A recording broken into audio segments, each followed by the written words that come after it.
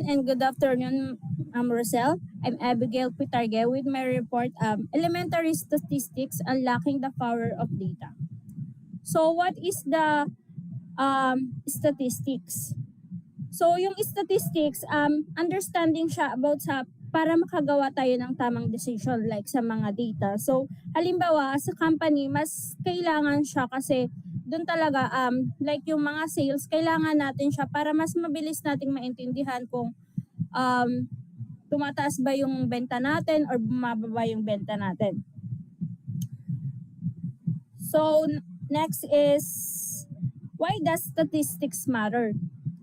So bakit? Kasi tumutulong siya sa yung decision natin. So ginagamit natin siya sa real life. So like sa mga health, business, or sa weather. So halimbawa na lang, example sa since may company kang pinapasukan, yung sales mo doon, makikita natin agad-agad kung tumataas ba o bumababa yung benta natin. Like halimbawa sa mga SM malls or about sa marami pang business.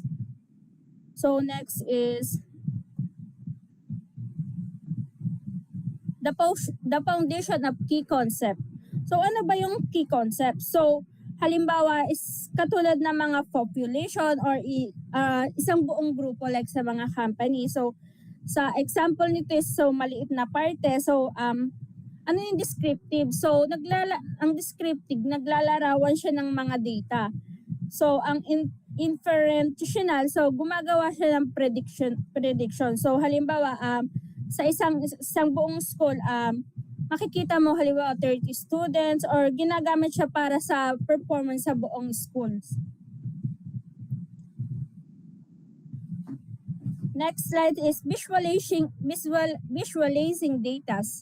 So ano ba yung visualizing data? So ginagamit ito parang like mga graphs para mas madaling maintindihan yung data. So halimbawa like yung mga histogram or kaya bar chart or kaya yung scatter plot. So halimbawa yung isang example nito, may company ka tapos makikita mo dun yung like yung histogram.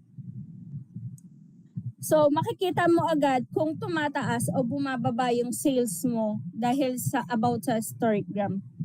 Next slide is, so ano ba yung mean measuring central tendency? So yung mean, ibig sabihin niya is average. So yung median, so para siyang gitna. So ano ba yung mode? Yung mode is siya sa pinakamadalas. So halimbawa yung mean example like 80 or yung median naman 80 din, tapos yung mode 80 din. Next is measuring spread. So how varied is the data? So parang ang example nito, sinusukat kung gaano kalayo ang data sa isa't isa. So yung range, nag-highest to lowest siya. So yung variance naman niya is STD depth spread ng data. So halimbawa examples yung set A, example niya is 80, 81, 82. So parang magkakasunod siya. Then the set B is 60, 80, 100. So malayo yung mga agwat nila. So na mas mataas yung spread B. So parang mas mataas yung set B.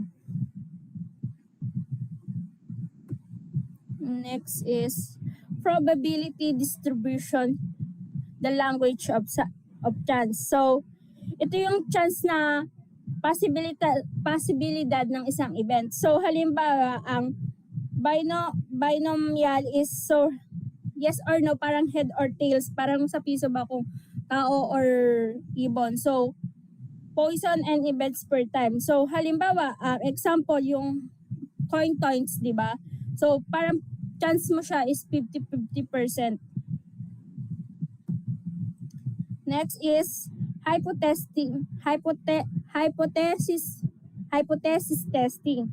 So ano ba yung hypothesis testing? So ginagamit niya kung ano yung tamang assumption. So yung like mga hypothesis, data collection, or yung mga analyze, or compute and value, at saka decision. So halimbawa, mas mataas yung mga grade ng online class kasi tinetest dito yung mga data. Next slide is statistics.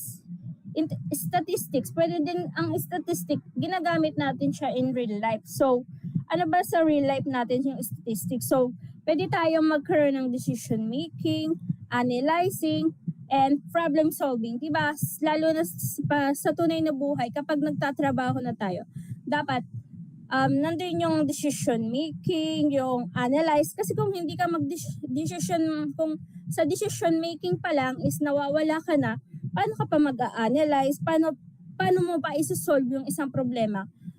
Kung doon pa lang sa una, hindi mo na kaya. So, ginagamit siya sa mga business, para mas mabilis mong malaman kung kikita ba yung isa mong produkto. Kasi kung wala ka nito, pwede kang makita sa'yo na makita mo na nalulugi ka na pala, na nasa-short ka na hindi ka na kumikita.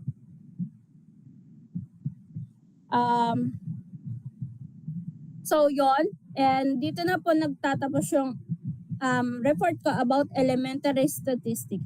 Thank you po.